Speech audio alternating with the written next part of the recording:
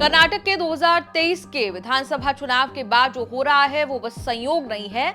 ऐसा रेयर है कि किसी एक राज्य में चुनाव जीतने के बाद एक ही पार्टी के तीसरे विधायक का चुनाव रद्द हुआ है।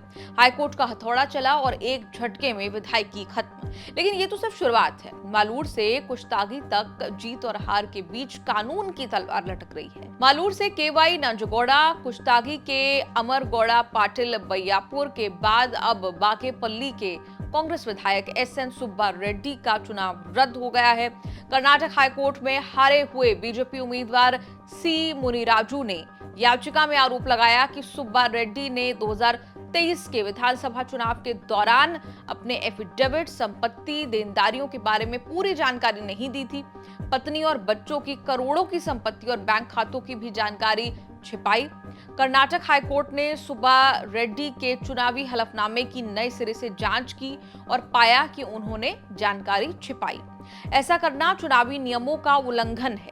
जन प्रतिनिधित्व कानून यानी कि representation of the people act 1951 की धारा 100 के तहत किसी विधायक का चुनाव तब रद्द किया जा सकता है जब यह साबित हो कि हलफनामे में कोई भी महत्वपूर्ण जानकारी जो है वो छुपाई गई हो, वोटर्स को लुभाने के लिए पैसे या गिफ्ट बांटने हो। सुप्रीम कोर्ट के आदेश के मुताबिक वोटर्स को अपने उम्मीदवार की संपत्ति, देनदारियों और आपराधिक रिकॉर्ड जानने का पूरा अधिकार है। ऐसा ना करना लोकतंत्र के साथ धोखाधड़ी है।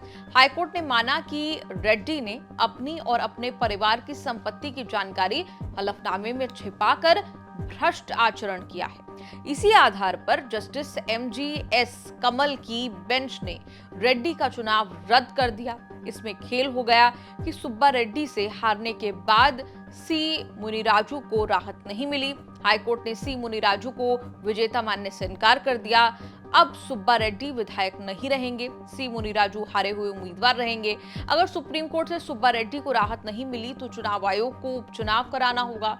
हालांकि कर्नाटक में कांग्रेस के पास इतना प्रचंड बहुमत है कि एक दो विधायकों की सदस्यता जाने से भी सरकार की स्थिरता पर कोई फर्क नहीं पड़ने वाला है। चुनाव कानून के मुताबिक अगर कोई विधायक अयोग्य होता है और उसे ऊपरी अदालत से 30 दिनों के भीतर स्टे नहीं मिलता तो चुनाव आयोग उस सीट को खाली घोषित कर देता है। इसके बाद शुरू होता है उपचुनाव का खेल। बागेपल्ली में अब वही डर कांग्रेस को सता रहा है। सुब्बा रेड्डी के वकील ने हाईकोर्ट से आदेश पर स्टे लगाने की मांग की थी ताकि वो सुप्रीम कोर्ट में अपील कर सके, लेकिन हाईकोर्ट ने फिलहाल राहत देने से इनकार कर दिया। 2023 के विधानसभा चुनाव में बागेपल्ली सीट पर कड़े मुकाबले की चर्चा के बाद भी कांग्रेस के एसएन सुब्बा रेड्डी 82,128 वोट पाकर जीते। उन्होंने बीजेपी के सी मुनिराजू को 19,179 वोटों से हराया। तब से मुनिराजू अड़े हुए थे कि सुब्बा रेड्डी का चुनाव रद्द कराकर मानेंगे। उन्होंने अपने हलफनामे में करीब लगभग 313 करोड़ की संपत्ति और 70 करोड़ की देनदारी जो है वो घोषित की थी। विधायकों पर गिरती गाज के बीच संकट मोचक डीके शिवकुमार मैदान में उतरे हैं।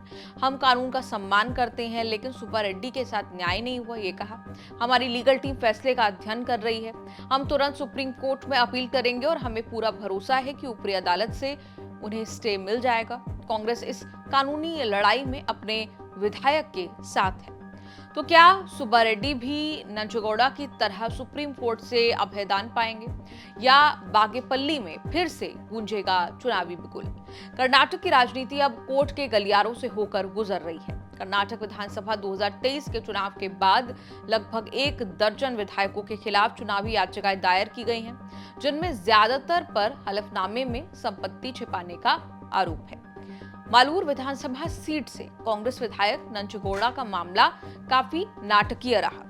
2023 में नंजगौड़ा ने बीजेपी के एस मंजुनाथ गौड़ा को महज 248 वोटों के बेहद करीब अंतर से हराया था। मंजुनाथ गौड़ा ने वोटों की गिनती में गड़बड़ी का आरोप लगाते हुए याचिका दायर की थी, जिस पर कर्नाटक हाईकोर्ट ने नंजगौड़ा का चुनाव रद्द कर दिया था। इसी साल फरवरी में सुप्रीम कोर्ट ने हाईकोर्ट के फैसले को पलट दिया। कोर्ट ने पाया कि दोबारा गिनती के बाद भी नंजगौड़ा 250 वोटों से विजेता रहे।